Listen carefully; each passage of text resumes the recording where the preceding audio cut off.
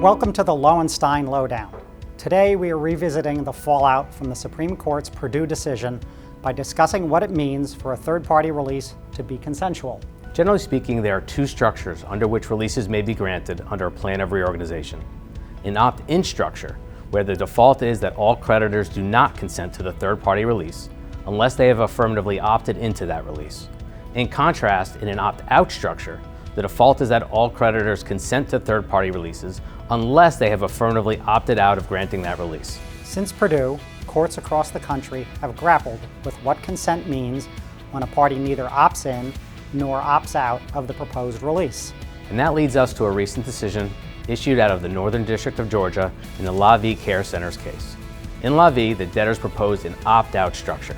As the United States Trustee's Office has done across the country since Perdue, it objected to the plan, arguing that state contract law should determine whether a third-party release is consensual.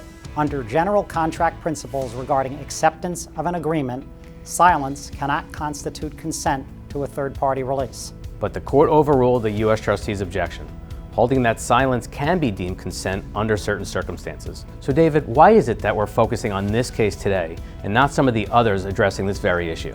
Because of the unique way in which the court addressed silent creditors, claimants who either failed to return a ballot after receiving a solicitation package, or those who were not entitled to vote but received and did not respond to their opt-out package.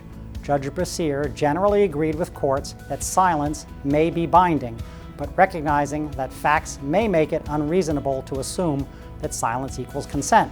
Judge Brassier held that a confirmation order must allow silent parties to argue that they should not be bound by the plan's third-party release.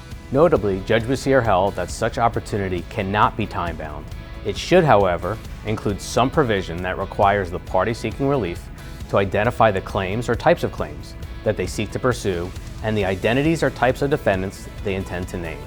We will keep our eye on forthcoming decisions, including any adoptions by other courts of Judge Brassier's creative post-confirmation approach to silent creditors and interest holders. Stay tuned for updates and future lowdowns.